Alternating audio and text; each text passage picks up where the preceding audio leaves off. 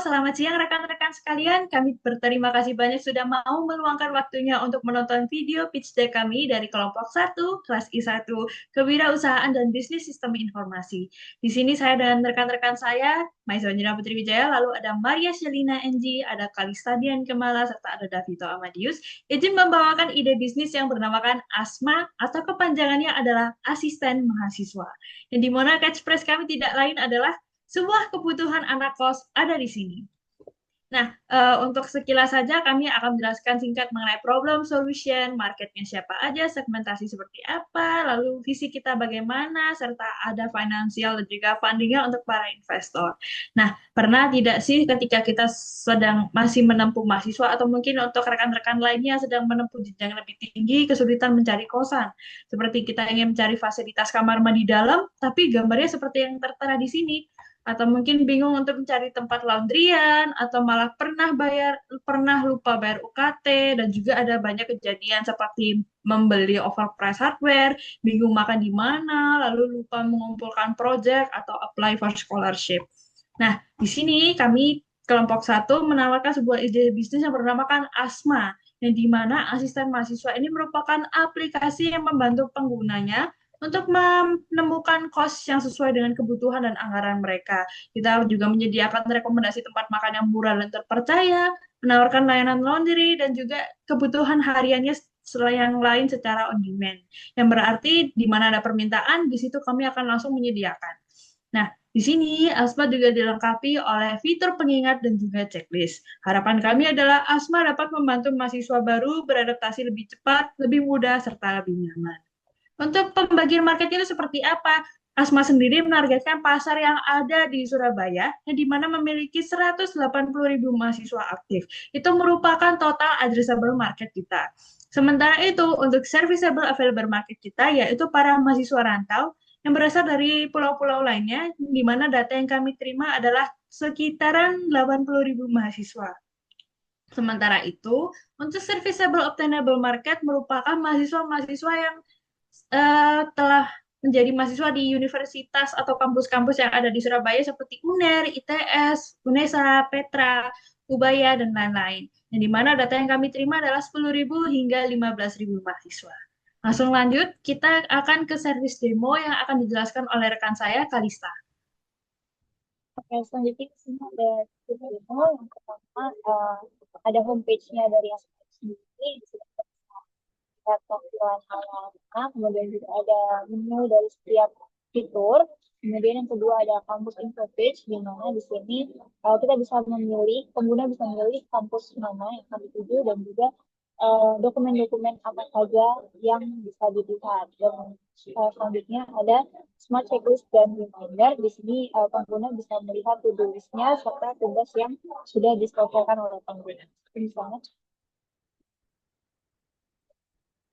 nah, selanjutnya di sini ada laundry page, di mana di sini pengguna bisa mengorder laundry di mitra laundry terdekat dari kos pengguna. Kemudian di sini juga ada nama laundrynya, waktu pick up-nya, jaraknya, serta harganya. Kemudian juga ada grocery page. Di sini pengguna bisa melihat tempat-tempat berbelanja terdekat dari kos atau tempat tinggal pengguna. Ini juga ada kategori populernya yang seperti. Dan yang terakhir ada service page, di mana mahasiswa atau pengguna bisa melihat tempat service laptop, pokoknya alat elektronik apapun yang terdekat, terjamin, serta juga ada review dari pengguna lain. Misalkan di sini pengguna kosnya di Smeltermite, pengguna bisa melihat kos mana yang service mana yang paling dekat dengan kos sendiri. Mungkin di sana. Oke, di sini selanjutnya ada bisnis model kanvas. Yang pertama ada key partnership, di mana Asma bermitra dengan Laundry, UMKM, POS atau asrama, komunitas mahasiswa, payment gateway, dan kurir lokal. Selanjutnya ada key activitiesnya, di mana Asma mengembangkan aplikasi, onboarding mitra, menjalankan operasional, dan melakukan marketing. Ketiga ada value portionnya, di mana Asma menyediakan layanan kebutuhan mahasiswa dalam satu aplikasi dengan harga yang jelas dan layanan cepat. Selanjutnya ada customer relationship, Asma menjaga hubungan melalui aplikasi mudah, rating review, notifikasi, dan program loyalitas. Selanjutnya ada customer segment, di mana Asma menyasarkan kepada mahasiswa Surabaya, perantau, penghuni kos, dan orang tua mahasiswa. Lalu ada key research, di mana Asma mengembangkan aplikasi MVP, tim teknik profesional, mitra lokal, dan sistem pembayaran. Nah, kemudian ada channel-nya di sini. Asma mempromosikan layanan lewat media sosial, bootcampus, kolaborasi kos, dan influencer. Selanjutnya ada cost structure-nya. Di sini biaya Asma meliputi pengembangan aplikasi, gaji tim, logistik, server, dan marketing. Dan yang terakhir revenue stream. Asma mendapatkan pendapatan dari komisi transaksi, biaya listing, langganan payment, vendor, dan admin.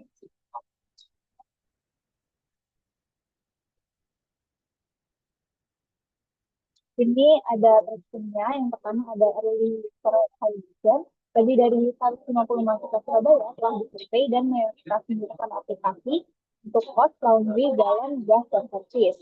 Kemudian yang kedua ada pilot testing atau uji coba awal, di mana prototype diuji pada 30 mahasiswa dari 3 kampus dan menghasilkan perbaikan 20 masalah UX dengan tingkat kepuasan 90%. Selanjutnya yang ketiga ada supply interest, di mana Asma minat 12 kos, 8 usaha laundry atau galon, dan 3 teknisi servis sebagai partner awal. Kemudian yang keempat ada produk progress, sekitar 60% fitur inti sudah selesai. UX rampung dan MVP ditargetkan selesai dalam 2 bulan. Dan yang terakhir, social media early growth, di mana campaign menghasilkan 500 lebih followers dengan engagement rate 12% dalam 1 bulan. Mungkin untuk bagian selanjutnya bisa saya jelaskan mulai dari marketing dan juga sales strateginya. Jadi kita bagiin jadi strateginya menjadi tiga hal, mulai dari tujuan, fokus awal, dan juga matriks keberhasilan. Tujuannya apa sih? Kita tentunya tujuannya untuk mencapai mahasiswa baru dengan cepat, bangun kepercayaan mereka dengan kampus dan juga vendor-vendor lokal, dan juga mendorong penggunaan yang berulang. Fokus awalnya adalah untuk membuat ambasador untuk referral ataupun seperti duta-duta yang bisa memakai aplikasi kami dan juga mempromosikan aplikasi kami, vendor partnership, dan juga membangun kantor-kantor dekat universitas di Surabaya. Nah, dan juga kita ada matriks keberhasilan untuk mengecek sudah seberapa berhasilkah strategi kami, mulai dari udah ada berapa sih yang nge-sign up, udah berapa persen sih yang nyelesain checklist pertama atau seperti kayak quest pertama ya untuk dalam menggunakan aplikasi kami, dan juga mengkonversi transaksi menjadi berbayar, dan juga ngecek retensi untuk 7 hari ke depan itu kayak gimana sih bentukannya.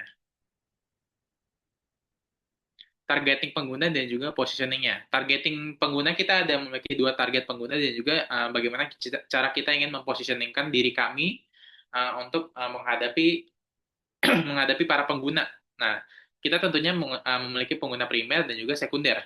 Primernya siapa sih? Pastinya mahasiswa tahun pertama dan juga tahun kedua yang masih butuh banget bantuan administrasi, mencari kayak seperti tempat kos, dan juga jasa-jasa sehari-hari seperti mencari tempat makan ataupun kayak laundry dan lain-lainnya. Pengguna sekundernya itu sendiri adalah orang tua mereka sendiri untuk untuk melakukan pembayaran dan atau jaminan, dan juga birokrasi kampus untuk melakukan efisiensi dari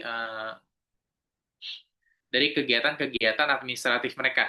Nah, positioning yang kita ambil dalam hal seperti ini adalah bagaimana sih? Nah, kita itu berfokus banget pada kampus menggabungkan timeline resmi mereka dan juga layanan-layanan lokal yang terverifikasi agar bisa menjadi lebih terpercaya aplikasi kami kepada mahasiswa-mahasiswa yang ada di Surabaya. Nah, partnership itu kita bagi lagi menjadi 3 seperti yang sebelumnya, mulai dari onboarding vendor, selling ke kampus, dan juga partner komersial ditambah dengan sales KPI. Nah, onboarding vendornya itu bagaimana sih caranya? Vendor-vendor itu kita berkolaborasi dengan kita dan juga bekerja sama dengan kita. Mulai dari seleksi yang kita lakukan, kita membahas juga SLA dan juga komisi, kita melakukan pelatihan singkat kepada mereka. Habis itu kita langsung go live, baru kita akan melakukan siklus review di mana kita akan mengecek performa mereka dalam misalkan sebulan atau misalkan kuartalan atau mungkin per semesteran ya. Lalu selling ke kampus sama seperti kepada pengguna, mulai dari melakukan ambassador referrals atau menunjuk duta-duta untuk mempromosikan aplikasi kami. vendor partnership, kantor-kantor, dan juga kita membuat kantor-kantor di dekat universitas-universitas di Surabaya. Nah, kita masuk ke partner komersial dan juga sales KPI, di mana kita itu akan berpartner pastinya dengan vendor-vendor setempat, dan kita akan pastinya membahas dengan mereka itu komisi per transaksi mereka itu berapa sih, listing berbayar mereka itu bagaimana sih, dan juga pembagian biaya per layanan yang mereka berikan pada pengguna-pengguna kami. Sales KPI sendiri kita juga akan ngecek ngecek dulu nih dengan partner kita waktu onboarding vendor itu bagaimana, rating rata-rata partner kita itu bagaimana, GMV per partner per bulannya itu bagaimana, dan juga jumlah MOU per kampusnya itu bagaimana. Mungkin bisa dilanjutkan oleh teman saya. Oke, sekarang kita akan membahas kompetitor dari aplikasi kami sendiri. Nah, yang pertama itu ada kompetitor langsung, di mana di Surabaya ini tentunya masih sangat sedikit, bahkan tidak ada aplikasi yang menggabungkan dari sistem administrasi akademik, terus ada servis dari layanan lokal yang juga terverifikasi dan juga rekomendasi untuk mahasiswa baru untuk suatu produk. Selanjutnya, yang kedua ada kompetitor tidak langsung. Nah, untuk kompetitor tidak langsung ini seperti aplikasi-aplikasi yang udah besar seperti Gojek ataupun Grab untuk laundry antar service.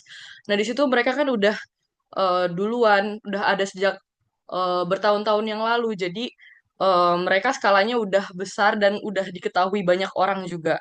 Nah, selanjutnya platform kos atau rumah, misalnya Mami Kos. Biasanya kalau misalnya mahasiswa baru suka nyari-nyari kos kan di Mami Kos. Nah, di sini dia menyediakan kebutuhan tempat tinggal yang ada dan yang sesuai dengan keinginan mahasiswa itu sendiri. Selanjutnya, aplikasi resmi kampus seperti si Akad atau portal akademik lainnya yang biasanya menangani registrasi akademik, juga berbagai urusan administrasi lainnya. Nah, juga di sini itu dari kompetitor tidak langsung ini kan belum ada yang menyatukan dalam sebuah aplikasi gitu kan, masih di aplikasi sendiri-sendiri yang terpisah. Nah, jadi kami di sini bertujuan buat menggabungkan fitur-fitur tersebut supaya dapat memudahkan mahasiswa baru yang menjadi target kami. Boleh di next? Mungkin di sini untuk tim kami, ada saya sendiri, Maria Shalina Enji sebagai CEO, Kalista sebagai COO, Maizawa sebagai CMO, Davito sebagai CTO. Boleh di next? Nah, ini mungkin garis besar dari uh, financial projection kami untuk 3 tahun ke depan. Untuk di tahun pertama kita akan memfokuskan kepada SOM, yaitu 10.000 mahasiswa yang ada di Surabaya. Nah, di sini kami menargetkan 2.000 pengguna aktif untuk mendaftar dalam aplikasi kami dan juga adanya transaksi untuk pembelian galon ataupun laundry ataupun gas itu sebanyak 5.000 transaksi. Selanjutnya, revenue awal yang kami targetkan di sini itu 100 sampai 150 juta. Selanjutnya untuk di tahun kedua kami akan fokus untuk mengekspansi ke seluruh mahasiswa di Surabaya.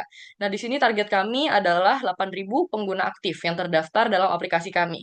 Nah, di sini target kami juga untuk revenue sendiri itu adalah 350 sampai 500 juta. Selanjutnya untuk di tahun ketiga yaitu pada pemenuhan target. Di sini kami menargetkan untuk menjangkau semua mahasiswa di Surabaya yaitu dengan jumlah 15.000 pengguna aktif.